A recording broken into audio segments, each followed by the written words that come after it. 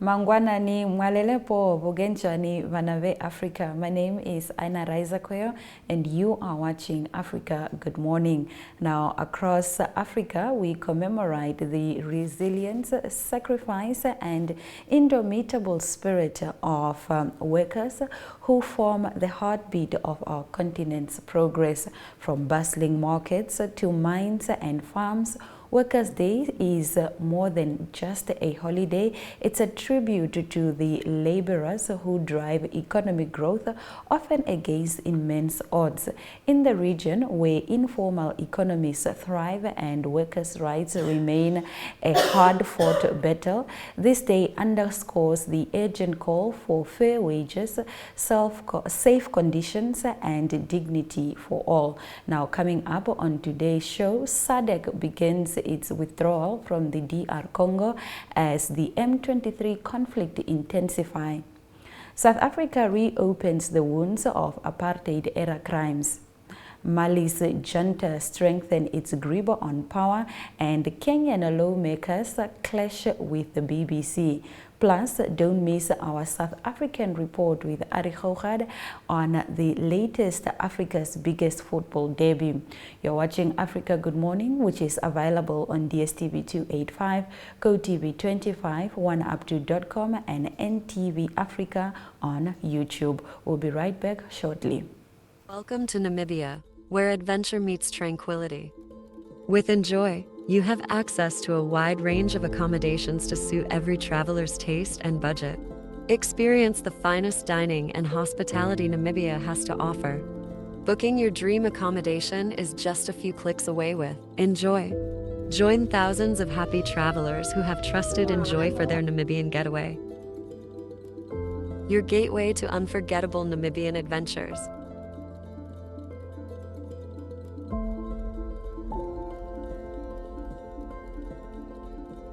Visit us today at enjoy.my.na.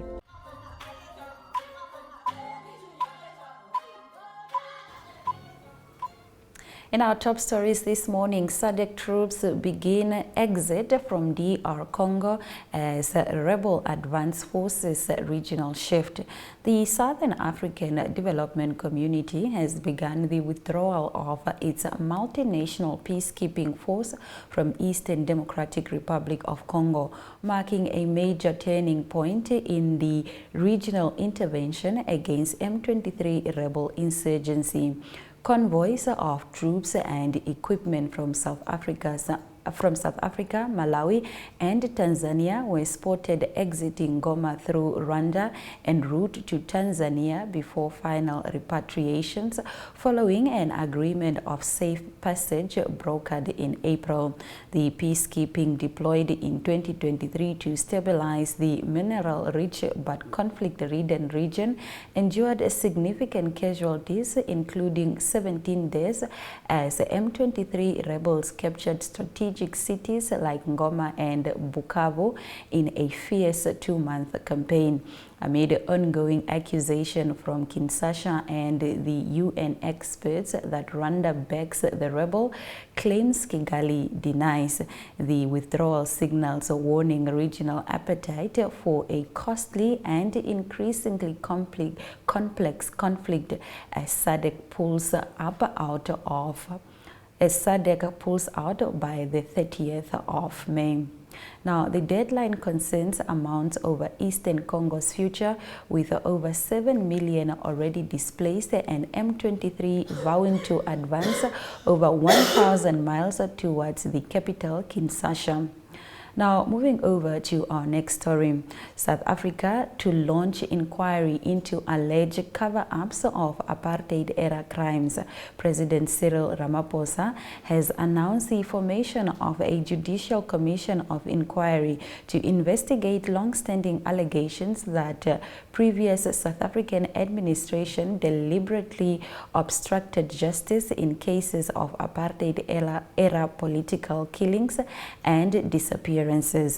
The decision follows legal pressure from 25 families who filed a court case in January claiming the post-apartheid government failed to prosecute hundreds of cases referred by the Truth and Reconciliation Commission after 1994.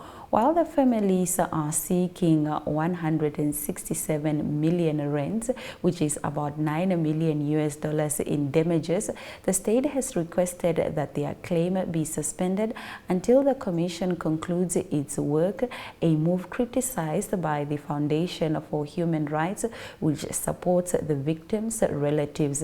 The NGO welcomed the inquiry but accused Ramaphosa of avoiding direct accountability for constitutional rights violations.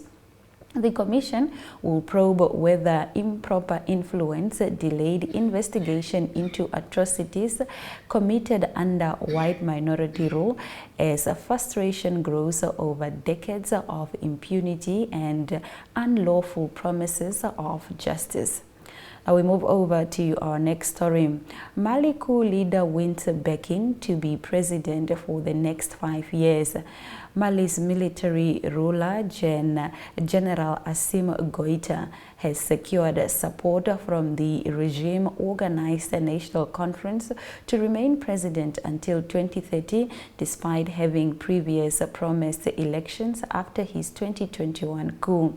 The conference, boycotted by a major opposition party, also recommended suspending all electoral processes until peace is restored and reportedly discussed dissolving political parties, moves condemned by Amnesty International as attacks on the democratic rights. Goïta, who first seized power in 2020 and again in 2021, has since pivoted Mali away from France towards Russia, aligned with coup leaders in Burkina Faso and Niger, and withdrawn from ECOWAS. He has not yet commented on the conference recommendation. In our final top story, Kenyan MPs accuse BBC of foreign propaganda.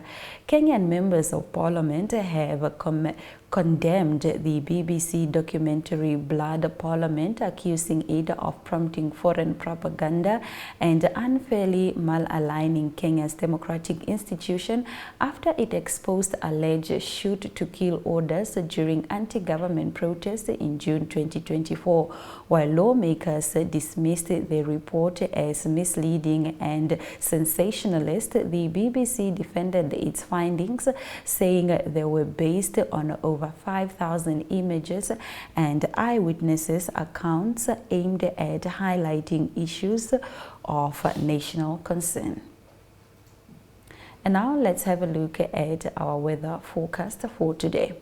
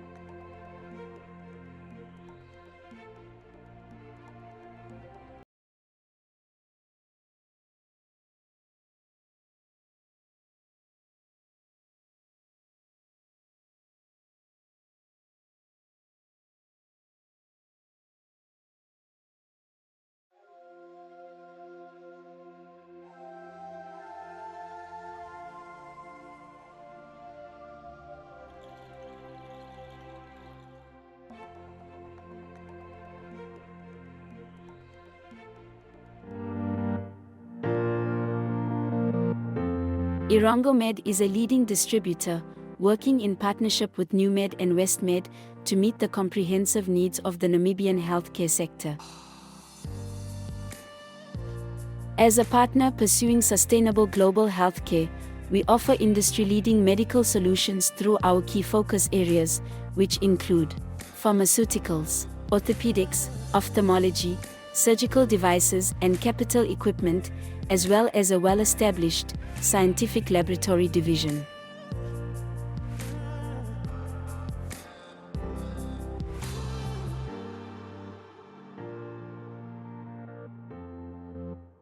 In healthcare, Irango Med is committed to making a difference.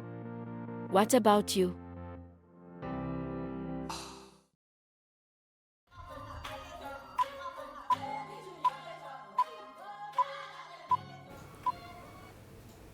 We're now crossing over to South Africa, where our correspondent Ari Hohad has the news on the ground for us from sports and current affairs. Good morning, Ari. How are you doing?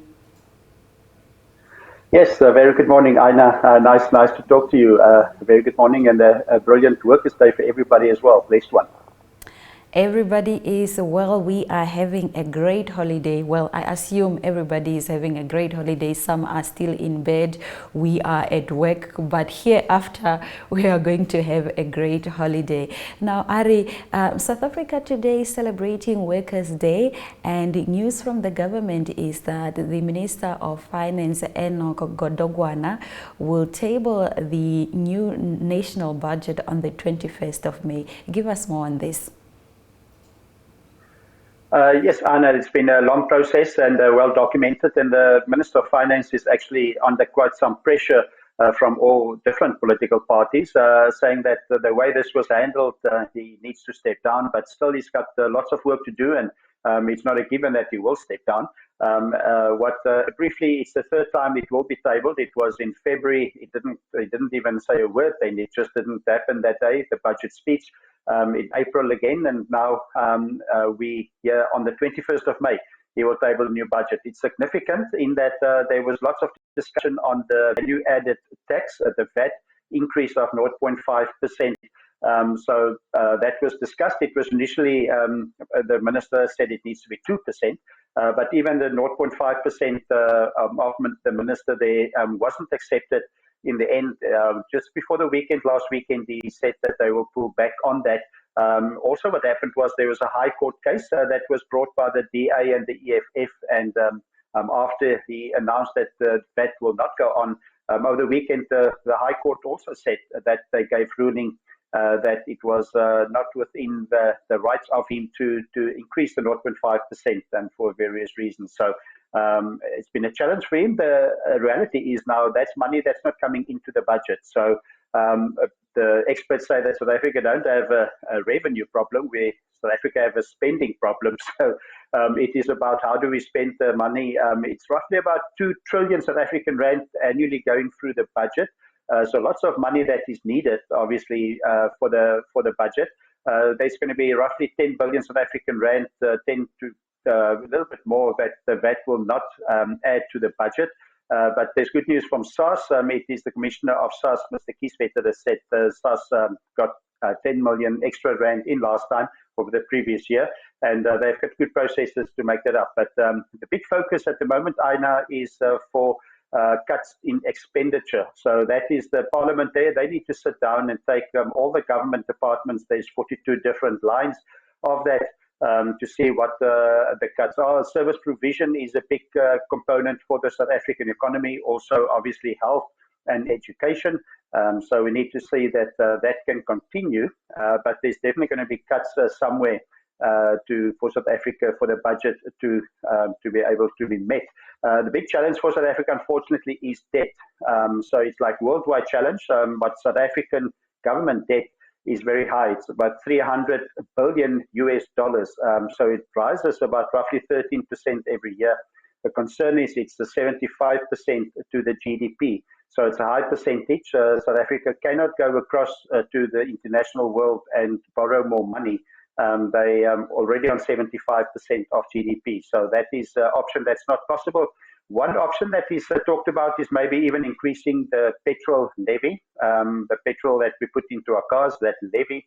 That will be obviously be going back to the consumer again. And the problem of raising those figures is that you raise the cost of transporting food and your transporting cost in the country. So that will have products being more expensive. So that is the problem. Just lastly, the governor of the Reserve South African Revenue Services, Mr.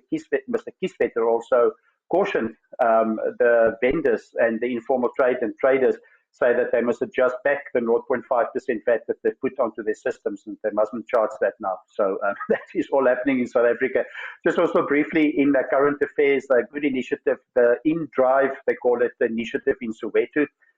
It's all about transport. Obviously, there's a massive taxi system in South Africa and also in Soweto. But the InDrive system, they have a system where you can go online, like many other options as well. But they're unique as they also link with the community. They've revamped many spaza shops, about 14 spaza shops that was revamped. They in 800 cities worldwide, 48 countries. So they have social impact projects that they also do in Soweto. So it's a good initiative from the InDrive initiative, and that is about transporting people. That's a bit of an alternative also for all the taxis. So that's help that's needed. So that's all happening in current affairs. Hopefully the budget will be announced on the 21st of May. Now, hopefully that budget will be a budget that can be worked through for government. Right now, Ari, in other current news, the InDrive transport business is currently busy with a great initiative in Soweto. Please tell us about this. Yes, I think as I briefly mentioned, the InDrive is an initiative that helps the man on the ground. And the taxi options that we know well is that you have many people in a taxi that goes in a certain direction. With the InDrive, you have the option to go, let's say, city to city. You can be from Soweto to Johannesburg, and there's also options that you can send some of your stuff in packages. They also have a delivery system as well, the InDrive. InDrive have been very active in many countries all over the world. It started in the USA. It is from San Francisco. You go online, go into the app. There's 800 cities worldwide that is part of that. And there's 48 countries. South Africa is one of them. So the biggest excitement, I know, is that there's a social impact process, and so they help the communities. There's 21 countries where there's social impact done by InDrive, and they've got 7 projects worldwide. So in South Africa is one of them. So hopefully they will assist in the driving. But there is a challenge. The taxi is not happy always when you have somebody with the app and the car that can help you with your travels, but they have a specific a need that they adjust, and that is all their momentum in Soweto on this Workers' Day. Right, Ari, this coming weekend is the country's biggest sports debut, which with the soccer teams Kaizer Chiefs, Orlando Pirates playing in the FNB Stadium, and the Protea women's cricket team currently play at the Triangular Series in India. Please walk us through everything that is happening in the world of sports in South Africa. Yes, I know the derby, the Soweto derby, one of the biggest derbies in South African sport, and that's been going from the 1970s. And it's a massive one. It is Kaizer Chiefs against Orlando Pirates, and it's happening again this coming weekend. Apologies, it's this coming weekend. It's the Betway Premiership game that's going to be played. There's the supporters actually standing next to each other. So it's Pirates in the middle, Kaizer Chiefs on either side. But the derby is a moment for vuvuzelas to be sounded. It's a time for music, for food. It's a full FNB Stadium in Johannesburg, 80,000 plus spectators that come. It's also a time where the jerseys get transformed into fashionable statements. So you can see the fashionable statement there in the middle of the photo. So it is a big game coming up. It is Soweto that is divided on that day. It is either Kaizer Chiefs or Orlando Pirates. But it's a big rivalry, and it's an important date in the community. It's not only the Saturday. Next Saturday, there's also the Nedbank Cup final, and actually the 2 teams there in action play in the Nedbank Cup final. But that's not going to be in Johannesburg. That's on a neutral ground in Durban, Moses Madiba Stadium. So that's going to be interesting how that plays off. So back-to-back weekends of Kaizer Chiefs and Orlando Pirates. And on the cricket that you mentioned, the South African Proteas women's team, they're a very good cricket team. They're in action as well, and they're playing a triangular with India and Sri Lanka. They had a close loss just a few days ago against India. So tough playing in India. They chased a big total. They just fell short. Tasman Brits there, she scored 100 runs, but they will also play on the 2nd of May. They will play Sri Lanka. Then on the 7th of May, they play India again. And then on the 9th of May, Sri Lanka again. So it's good international cricket. South African women really do South Africa proud on the sports field. All right, now Ari, finally in entertainment news, Cape Town offers many great tourist spots and Robben Island is surely a must visit. Please tell us why we should go to Robben Island. Yes, it's for Cape Townians and for visitors. At the back of me is Camps Bay, and from Camps Bay, if you look kind of straight in to the northern side of the ocean, you'll see Robben Island. Robben Island has been part of South African history, and mainly or mostly because of President Nelson Mandela being one of the prisoners there for a long time. There you can see the dimensions. It's a small island. It's 3 kilometers by 2 kilometers roughly. Cape Town there in the distance. So that was where the prison was. Obviously, when you're on the island in a prison, it's difficult to escape. You must swim to land, and it's 7 kilometers. So a big part of history, Aina, it was President Nelson Mandela there that he spent many of his years, 18 of his 27 years in prison, he spent actually there in Robben Island. There he is in his cell. So a tour, if you visit Cape Town, you can have a Robben Island tour. There's about quite a few trips going across there with the boat. It takes about 4 hours for the tour, 30 minutes for the boat ride to get to Robben Island. And on the island, you can obviously visit what it looks like, what it looked like. Also, there's a lime quarry where the prisoners had to work. And then also you can see the cells that the prisoners were in. So it's a very interesting tour to go back into history. Buses will meet you there on the island. There's a tour guide, and it's a special place to visit if you can. It was an important part of South African history. That was the entrance. It was kept the same still, but now you can see what it looked like. But us South Africans, we get on that boat, and the visitors, we go across. Nice modern boat. You go across to Robben Island, and for us, Robben Island is also a symbol of triumph. We're talking about Workers' Day and the freedom. It's a symbol of triumph, and it's also a symbol of adversity, and being adversity over all the challenges that was put on those people that was prisoners there. So we're still thankful to this day for what Nelson Mandela did for our country, and Robben Island is a big part of that history. So we're proud to send people to Robben Island to experience that. After this report, I am definitely collecting all my coins so that I can also visit Robben Island. Thank you so much for bringing us these top stories from South Africa. Thank you, Aina. It was a brilliant talking, and for everybody, have a blessed Workers' Day. I hope it's a great day with family and friends as well. Thank you so much. Now let's have a look at our economic indicators.